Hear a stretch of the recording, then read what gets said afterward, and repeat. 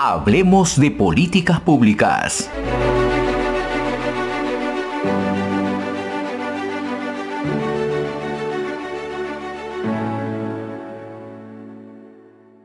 Bueno amigos, como les dijimos antes de la pausa, estamos de vuelta con el ingeniero Alejandro Indacochea. Él es analista económico, investigador y es profesor fundador de Centrum de la Universidad Católica del Perú.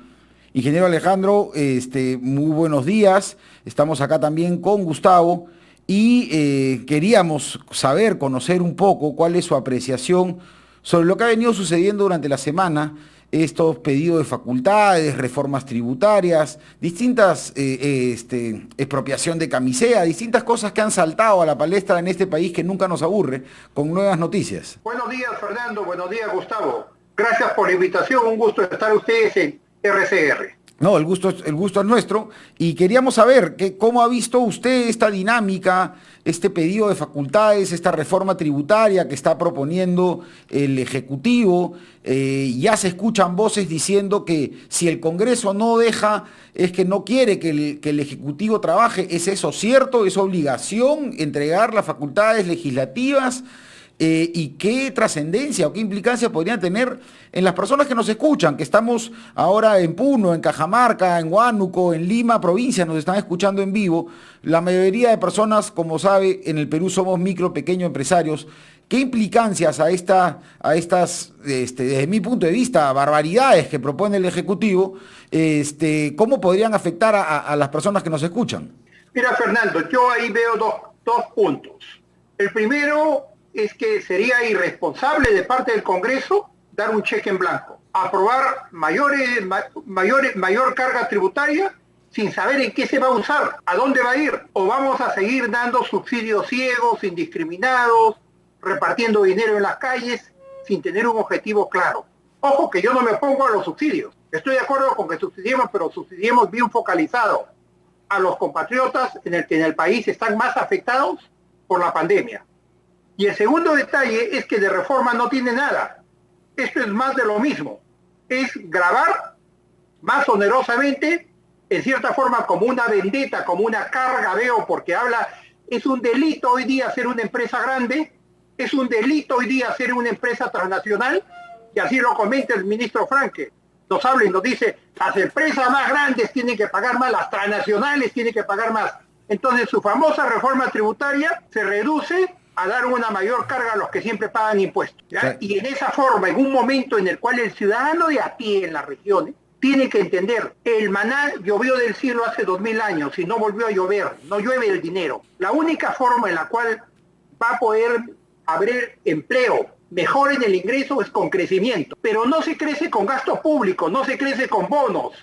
La gente no quiere salir a barrer las calles y a los 3 meses quedarse sin trabajo. La gente quiere trabajo permanente. Para crecer necesitamos inversión y para esa inversión necesitamos credibilidad, confianza, que es lamentablemente lo que no da el gobierno, es a la inversa. Alejandro, yo te quiero hacer una pregunta. Tú has dicho algo muy, muy interesante. La gran pregunta que la gente no entiende es ¿de dónde salen los impuestos? ¿De dónde sale la plata para que el Estado ejecute? Porque parece que están en contra con lo que estás diciendo el ministro Frank y compañía de las libertades económicas, y tener una gran empresa o una pequeña empresa pareciera que fuera un delito. La pregunta es, ¿de dónde sale la plata para los sueldos de ellos, de los gobernadores, de los regidores, de todos, el funcionario público? ¿Puedes explicar a la gente, por favor, esto? Mira, es bien importante, Gustavo, lo que me estás comentando, que el ciudadano de a pie lo entienda, lo comprenda. Los populistas tienen 3 características. La primera, siempre buscan confrontarnos, siempre buscan generar enemigos ficticios, pueblo, no pueblo.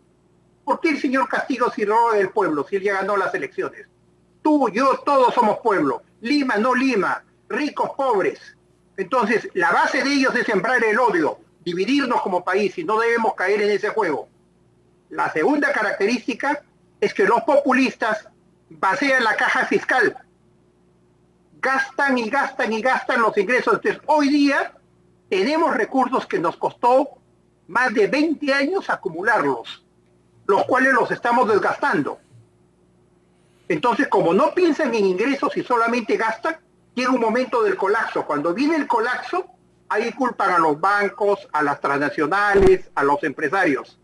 Y es el momento en el cual aprovechan para hacer el cambio de la Constitución y convertirse en democraduras, bajo una aparente democracia en dictaduras.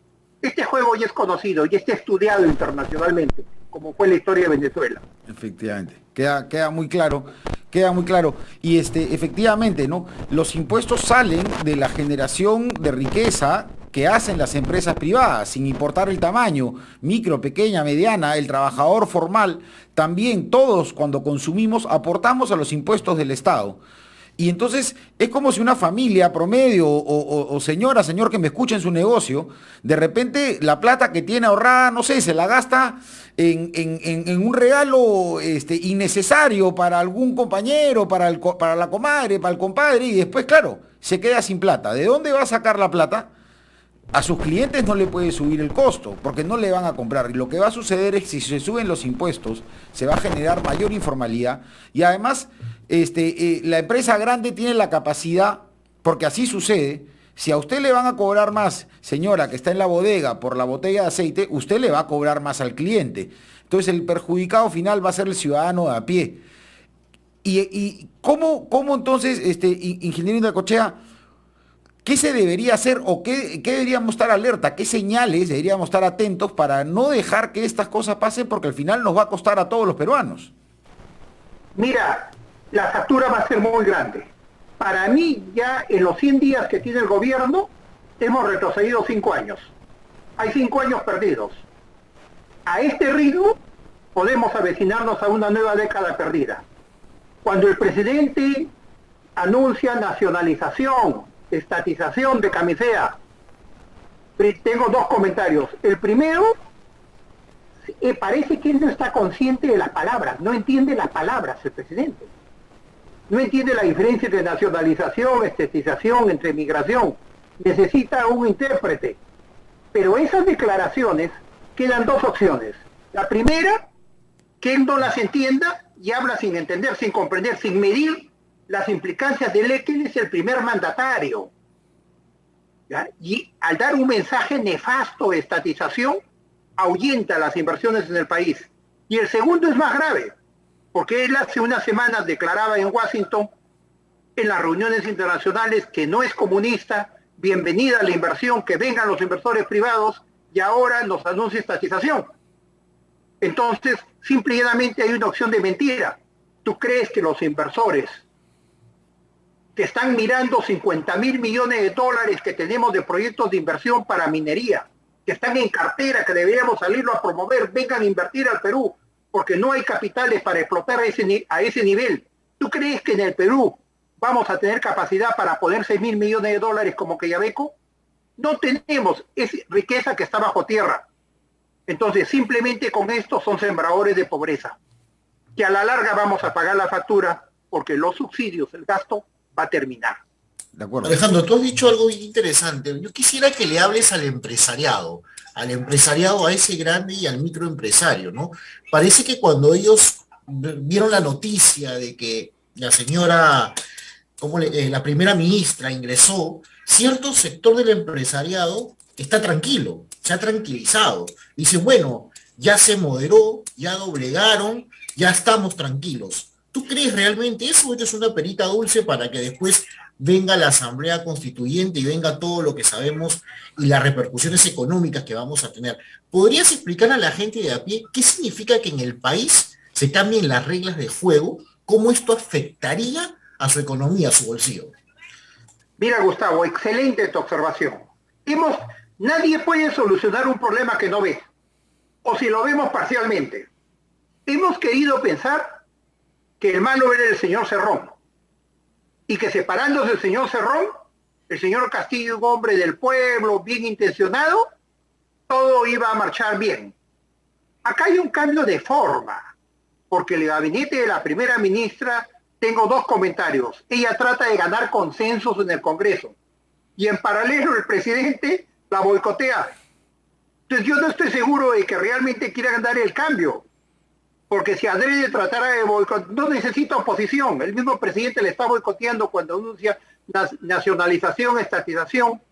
Y por otro lado, habla de vacancia como vagancia, que ni hablemos de vagos, ¿no? Porque la vagancia es viajar sin tener un rumbo algo definido, ¿no? ¿Ya? Ahora, en ese contexto, miremos que la primera ministra está pidiendo la confianza para ministros que ella no les ha dado la confianza, porque los dos ministros que son el talón de Aquiles de ella, primero el ministro del Interior, donde él dice que tener 250 faltas son un mérito, son un honor. ¿Te imaginas el ejemplo que le estamos dando a la Policía Nacional?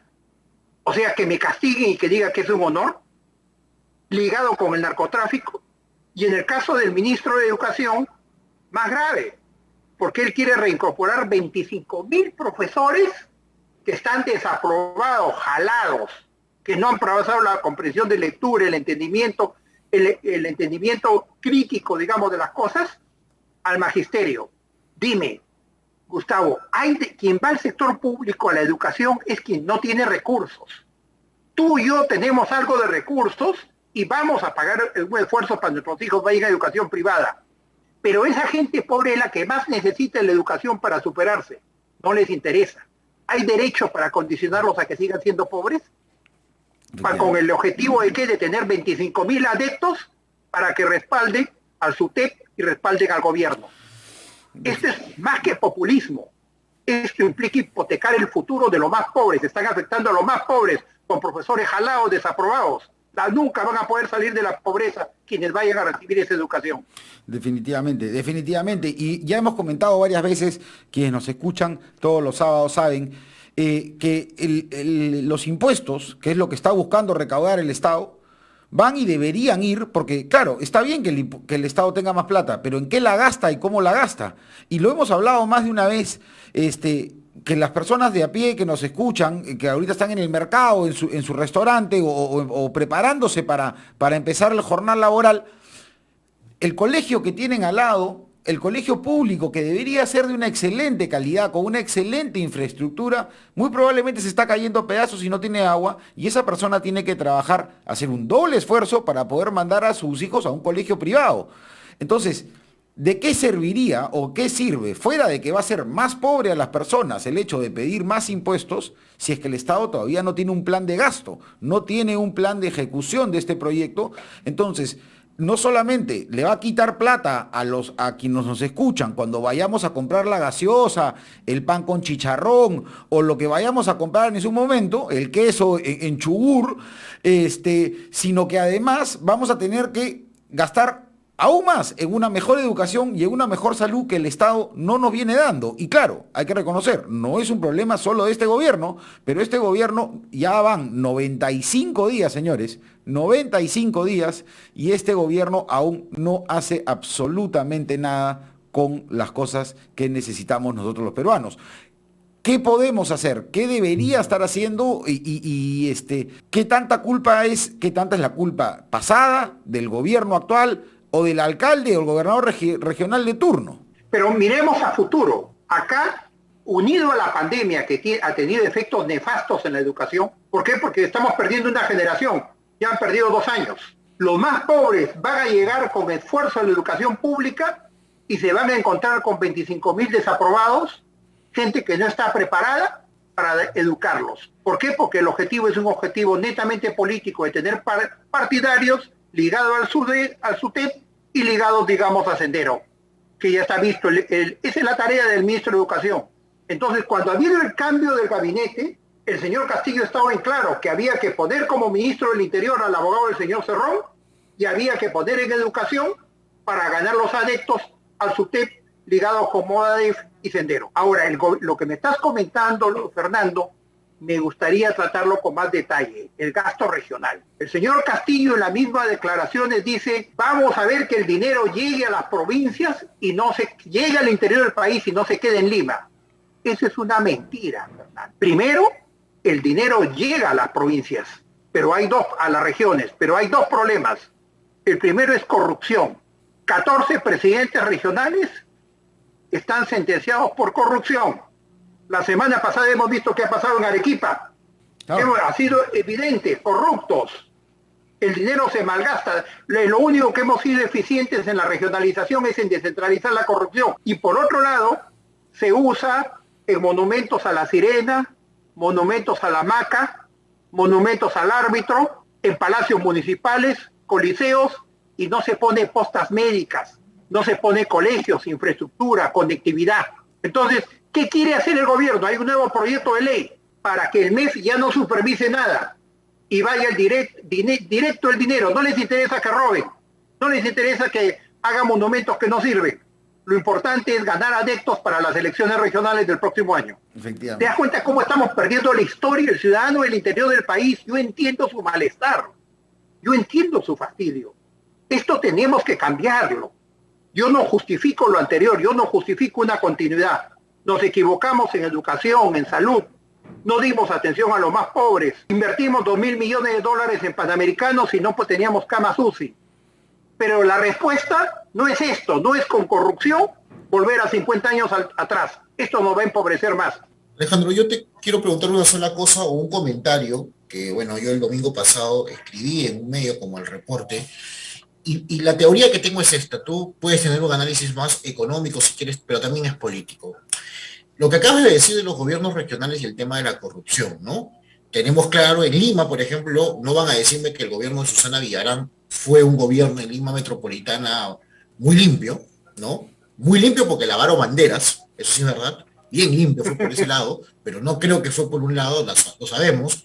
Lo que acaba de pasar con el señor Cáceres Yica, pero lo que está pasando es que, como tú dices, ese proyecto de ley, lo que están buscando es adeptos.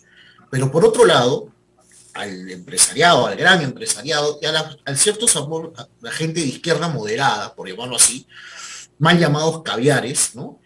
Con esto estamos tranquilizándolos y van a esperar ese tiempo propicio para ganar las elecciones regionales y municipales.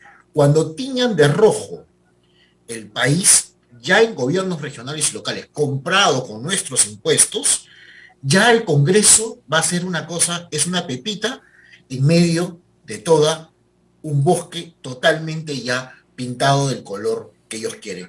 Más los medios que se sumarán, probablemente estamos camino a la Asamblea Constituyente en el 2023. Yo creo que ellos han retrocedido para que después entren con mayor fuerza. ¿Tú qué opinas sobre ello? Mira, yo coincido contigo. Quienes hemos leído el libro rojo de Mao plantean lo siguiente: avanza, si te arremeten, retroceden, miente, pero sigue avanzando.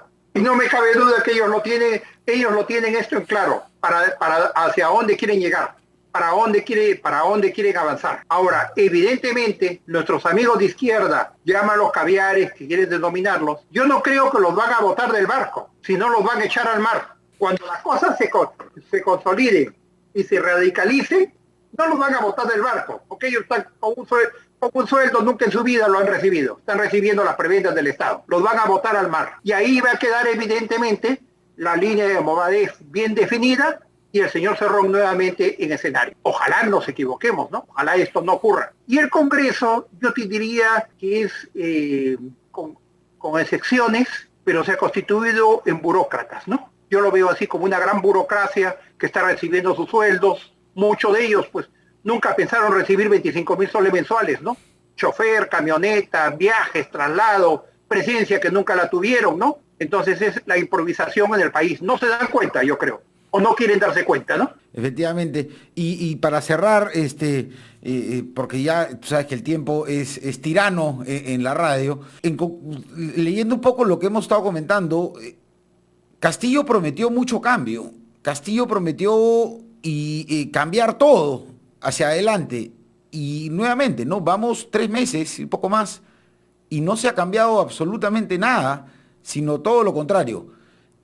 El cambio, como decía Gustavo hace un rato y respondías tú, es que está disfrazado y el cambio es en realidad a favor del pueblo o es en favor de los gobernantes. Mira, es a favor de los gobernantes, porque lo que estamos viendo es corrupción. No interesa que seas corrupto, no interesa que seas inepto, como lo estamos viendo en migraciones, Indecopi, están capturando el Estado.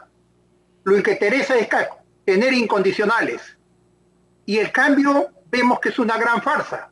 Esta segunda reforma agraria no tiene nada de reforma, pues, ¿no? Simplemente son anuncios y confrontación. Es una enemistad permanente. Yo desde acá haría la invocación con la red de ustedes que el ciudadano común y corriente no se siente engañado. Nos vamos a lamentar todos. Todos somos peruanos, hago un llamado a la conciliación nacional. No es justo que el primer mandatario nos confronte pueblo, no pueblo, Lima, no Lima. Todos, yo estoy seguro que el Perú vamos a poder salir adelante de esta difícil situación. Pero evitemos lo que pasó en la guerra con Chile, donde no logramos unirnos y estuvimos divididos. Yo pido que acá tomen conciencia que realmente no hay el cambio.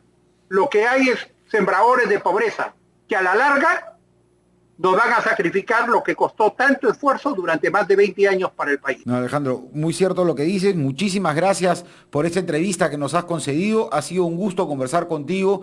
Seguro estaremos conversando más adelante. Desgraciadamente hay sorpresas todos los días, como decíamos al inicio del bloque.